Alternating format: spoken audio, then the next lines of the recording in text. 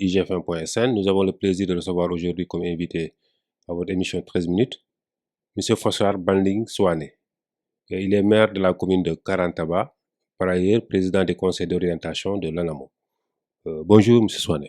Bonjour M. Fall, bonjour également à tous vos téléspectateurs.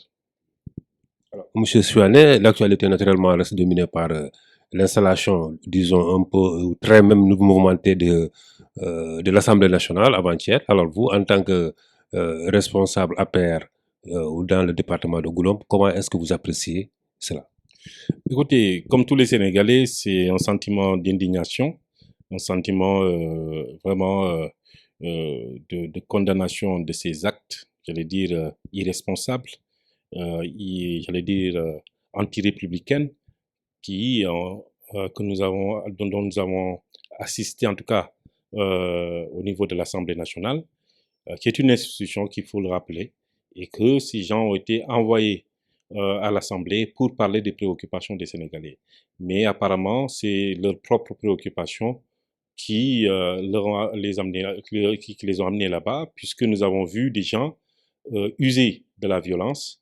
Et c'est le lieu de déplorer quelqu'un comme M. Diaz, qui est le maire de la capitale du Sénégal, se comporter ainsi, malgré ses tentatives, j'allais dire, de communication en termes vestimentaires pour se donner une dimension présidentielle.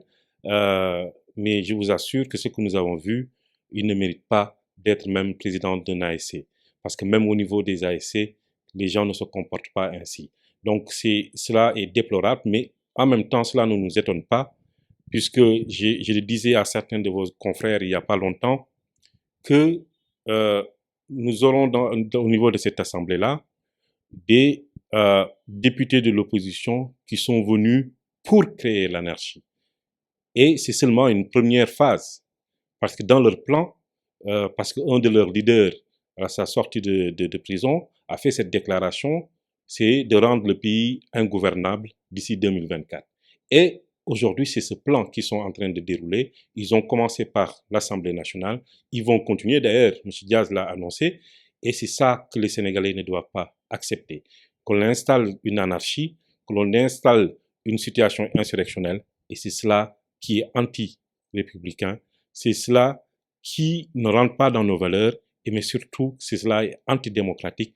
Et je vous assure qu'aujourd'hui, le pouvoir est prêt à faire face, et pour ne pas dire prendre les devants dans ce sens-là. Et j'en appelle en tout cas chef de l'État pour que la paix sociale, la paix civile puisse être maintenue, préservée au niveau dans ces pays-là, parce que nous avons l'obligation de faire notre part de travail, de construction pour ces pays-là, et demain transmettre également à nos descendants pour qu'eux aussi puissent continuer cette noble mission qui est de servir la République. Et aujourd'hui, je vous assure que nous sommes avec une opposition qui est prête à brûler le pays.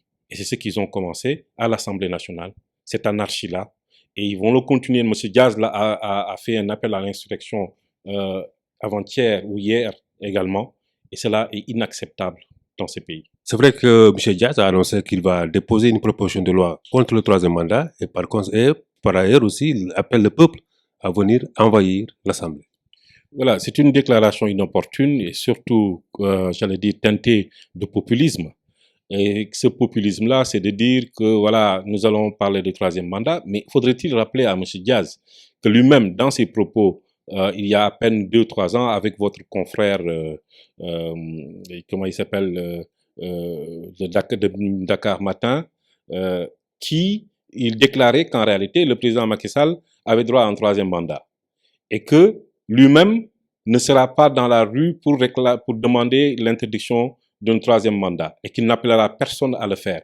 Aujourd'hui, c'est M. Diaz ainsi que son acolyte M. Sonko reviennent nous dire qu'aujourd'hui, le président Macky Sall ne doit pas faire un troisième mandat. Alors que le concerné lui-même ne s'est pas encore prononcé sur cette question-là. Et je vous assure, c'est que du populisme, sachant que l'Assemblée nationale n'est pas habilitée à légiférer sur cette question-là, parce que c'est une question constitutionnelle. L'Assemblée nationale, aujourd'hui, à part si le référendum ou un projet j'allais dire, de référendum, de modification de la Constitution qui doit être proposé par le président de la République, cela n'est pas possible. Et M. Diaz le sait très bien, mais tout cela rentre dans, comme je l'ai dit, cette tentative machiavélique de mettre dans le pays dans une situation, comme je l'ai dit tout à l'heure, insurrectionnelle, de violence permanente d'ici 2024. Et je vous assure, c'est le lieu de préciser aux Sénégalais, de les alerter et de ne pas les suivre. Vous vous rappelez, il n'y a pas longtemps, lors juste des investitures au niveau des élections législatives, M. Diaz avait accusé la direction générale des élections d'avoir falsifié leur liste. Pour revenir, j'allais dire violenter même les agents de police, accuser un commissaire de police d'avoir volé son téléphone portable. Et c'est même monsieur qui est revenu nous dire que le problème c'était avec un de ses collègues, sans pour autant s'excuser auprès des Sénégalais, parce que ce jour-là encore, il avait demandé aux Dakarois de sortir massivement dans la rue pour aller s'attaquer au niveau des institutions. Voilà quelqu'un d'irresponsable. Et les Sénégalais ont commencé à voir le visage hideux de cette opposition-là, et cela ne doit pas prospérer. Vous avez déploré un peu l'attitude de l'opposition parlementaire, la nouvelle opposition parlementaire. Alors, que dire de l'attitude aussi de votre camarade Mimi Touré, qui apparemment avait boudé cette installation?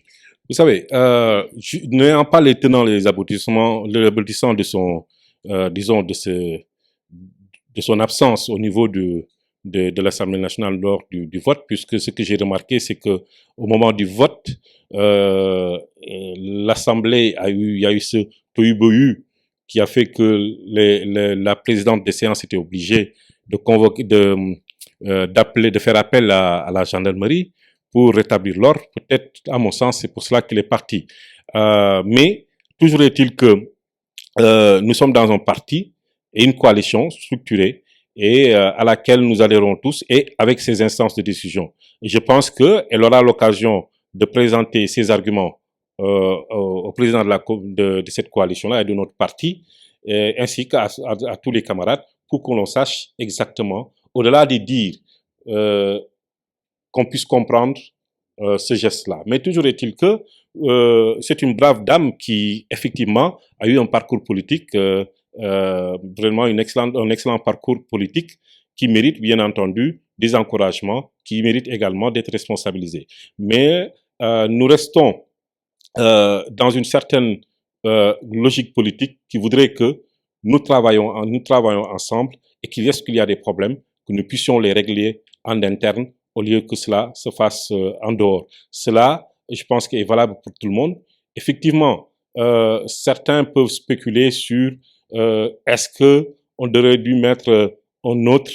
Celui qu'on a mis, on le félicite, je le félicite d'ailleurs, c'est un grand frère à moi, Amadou Mame Diop, que je connais depuis presque 12 ans ou 13 ans.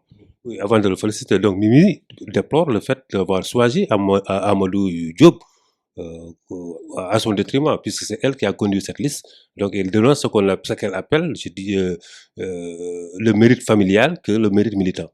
Alors, je ne sais pas s'il y a un mérite familial ou pas, mais si c'est le mérite politique, il est là. Je connais, comme je l'ai dit, le sieur Amadou Mame Diop, depuis 13 ans, je devrais dire, dans le cadre professionnel et plus tard dans le cadre politique. Et c'est un homme engagé au niveau du parti, qui est membre fondateur du parti, qui a également cette légitimité au niveau local. À Richard Toll, comme maire d'abord, comme député d'abord depuis 2012, ensuite comme maire. Donc cette légitimité, elle est là. Maintenant, vous savez, conduire une liste ou pas, bon, on a vu d'autres cas dans le passé où des responsables qui ont porté la liste nationale n'ont pas été portés à l'Assemblée nationale, comme à la présidence de l'Assemblée nationale. Je pense que tout dépend des stratégies qui sont mises en place, les stratégies politiques qui sont mises en place, mais par rapport également aux objectifs qu'on voudrait atteindre. Et je suis sûr que, comme je l'ai dit, notre chère Aminata Touré Mimi discutera avec son frère, le président Macky Sall, pour trouver un terrain d'attente. Et je pense que il est important que tous les responsables aujourd'hui sachent que il nous faut faire bloc, il nous faut faire preuve de solidarité pour que l'on puisse avancer. Sinon, nous risquons de tout perdre. Et si nous perdons, c'est le pays également qui perd, parce que en face, nous avons des amateurs, nous avons des gens qui sont d'une violence extrême, et nous avons peur pour ce pays-là, alors que nous appelons APR Yakar, nous parlons de Benno Bokk Yakar. Yakar, ce Yakar-là, cet espoir-là, c'est cela que nous voulons continuer à porter aux Sénégalais. Et nous leur avons donné rendez-vous en 2035 pour dire que nous allons les porter vers l'émergence. C'est à ce niveau-là que nous devrions travailler dans la solidarité pour pouvoir atteindre ces objectifs-là. Vous êtes responsable politique au niveau de Goudomp, rapidement, dans ce département. Est-ce que l'APR Yakar a répondu au Yakar de Goudomp? Oui, bien entendu, il y a eu un retard. Vous savez, Goudomp, j'allais dire, un département assez récent. C'est tout à fait, le temps est toujours relatif. Mais toujours est-il qu'il y avait un déficit infrastructurel que le gouvernement s'attelle à résorber avec d'importants infrastructures qui ont démarré, notamment la boucle du Pakao Sud, qui passe par ma commune et six autres communes, qui est une vieille doléance des populations, qu'aujourd'hui, les entreprises ont été choisies déjà et qui sont en train de s'installer pour un démarrage imminent d'ici un mois, Inch'Allah. Et je pense que c'est ce type de programme structurant que les populations demandent. Aujourd'hui, c'est le lieu de saluer les populations de ce département qui, malgré que dernière élection, nous avons perdu, Benoît a perdu avec d'une très courte, j'allais dire, défaite de 400 voix, mais ont toujours accompagné le président Macky Sall depuis 2012. Toutes les élections ont été gagnées par le Benno Bokk Yakaar dans le département de Goudomp.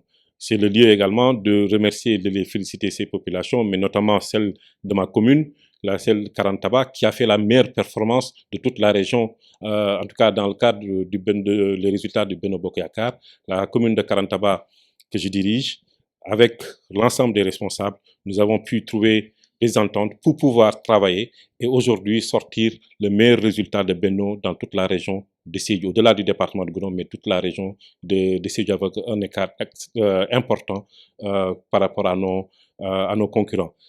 Mais il y a beaucoup à faire dans ce département-là, bien entendu. Accompagner la jeunesse, accompagner les infrastructures de développement, les routes, les pistes, malgré les efforts qui ont été faits, mais surtout au niveau de l'électrification rurale, nous vraiment exhortons les programmes de l'État tels que le PUDC, le PUMA,